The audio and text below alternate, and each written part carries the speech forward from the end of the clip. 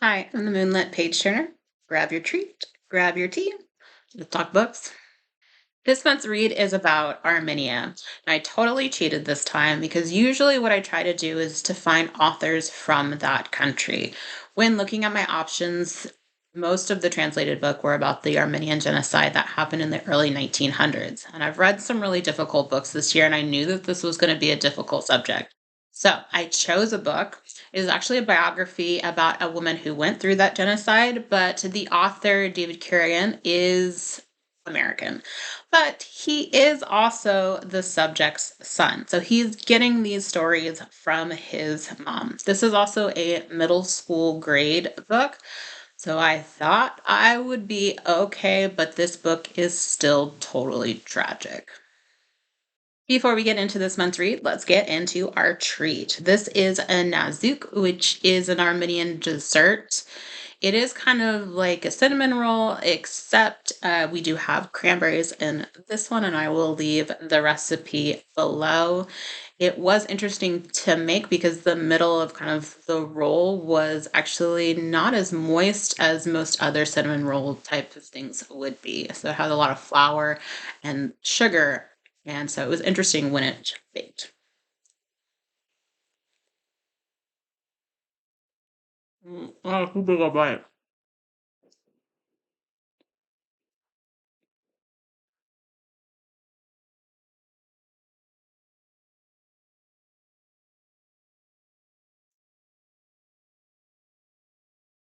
Not really, truly. But it's still good. The Road from Home is about Vernon, and this is a picture of her right here. Again, this is the author's mother, and it is a story about her and her family's forced exodus from their home in Turkey. She does have an Armenian background. They do consider themselves to be Armenian, although they are living in Turkey. I'm going to read to you a little bit from the author's note because it gives some of the historical context. By the middle of the 19th century, the once powerful Ottoman Empire was in rapid dissolution. Territories had been lost from its lands in Africa, the Balkans, and the Mediterranean. And the major European powers were beginning to vie with one another for the lion's share of the estate of what the statesmen called the sick man of Europe.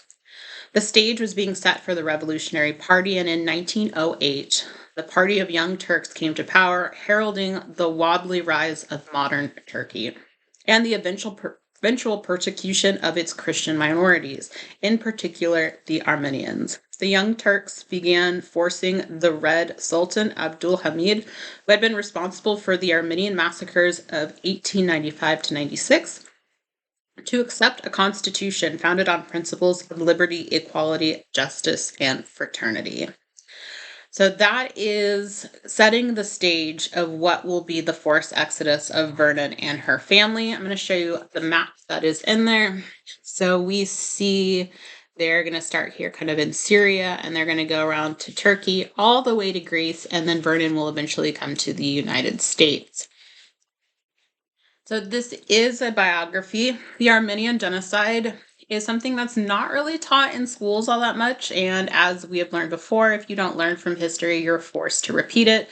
In September of 2023, 100,000 Armenians were forced to leave Azerbaijan, which is again right next, it's the neighbor to Armenian. They were kind of being starved, as well as there was violence in the military or with the military of Azerbaijan around them. So this is something that is history, but is still present as well. There is some kind of controversy when it comes to talking about the Armenian genocide because Turkey does not consider it to be a genocide, although they were forced to leave based solely on their ethnicity and largely because of their religion. This book is super, super sad. Vernon's family, her entire immediate family, does die. And she is the oldest sibling, and so she does try to help take care of her siblings, but very early on in the story, this happens, and she is kind of left alone. She is raised by aunties, both that are actually related to her and some that are not. The thing that I found really interesting here is that Vernon was solely focused at such a young age at getting an education. to the point where she went and chose to live in an orphanage because that was an opportunity for her to get an education. There is a lot of things that happen to her. And again, this is a middle school grade book, so the language is not as horrific as it would be if it was written for adults. But that doesn't mean that the things that happen to her aren't still really sad and really tragic.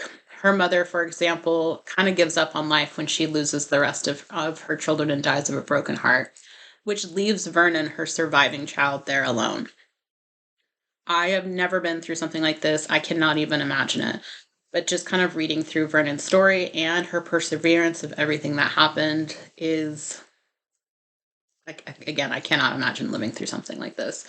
There are a couple of things in this book that I found to be odd.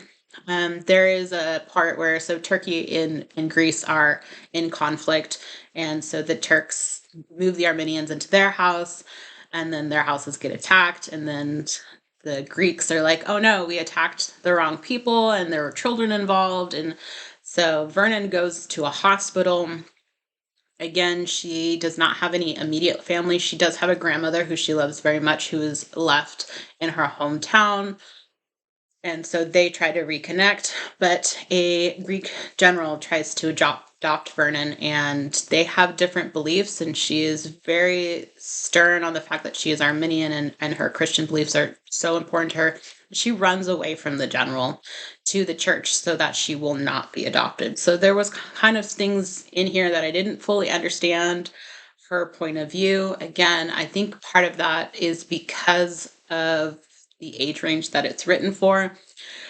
It wasn't my favorite read. It's so tragic. It's so tragic. I can't even begin to tell you. But I think stories like these, biographies, memoirs, just like the Algeria book that I read, are so important for people to be able to tell their own story through their own point of view. And so, although this was told to her son, it is written in first person, so you are kind of there with Vernon as she goes through these events.